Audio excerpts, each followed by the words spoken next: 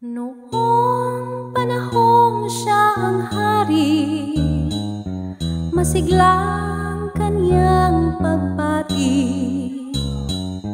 Mahigpit ang hawak ng mga daliri, at ang lakad na may matuwid. Mahusay ang kanyang talumpati, mag-isip kung siya'y magdamit. Malalim ang kaniyang pag-iisip, at lahat ay sa kanya nakatitig. Ngunit ngayong siya'y pagod na, mahina na rin ang katawan. Pinagmamasdan na lamang sa bintana ang unti-unting pagdaloy ng ulan. At ang unang tanong sa umaga, kung ano ang kanyang nagawa sa paglipas ng 10 taon, nang siya'y malakas at patapang.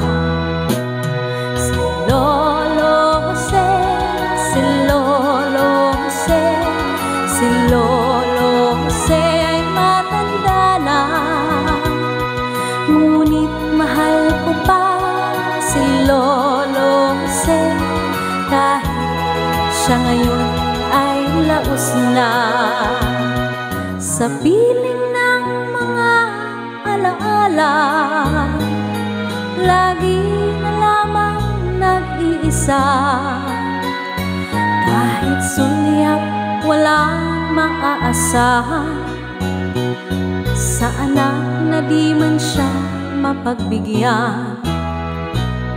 At ang unang tanong sa umaga, kung mayroon pa siyang magigisna na liwanag sa nalalabing buhay. Ngayon siya'y matanda at laos na. Si Lolo Jose, si Lolo Jose, si Lolo Jose matanda na, ngunit mahal ko pa si Lolo Jose, kahit siya ngayon ay laos na. Sa dilim ng kaniyang pag-asa, maghapon na lang nakabantay. Kung kaniyang matatanaw pa ang hiwaga, nang hindi malimot niyang nakaraan.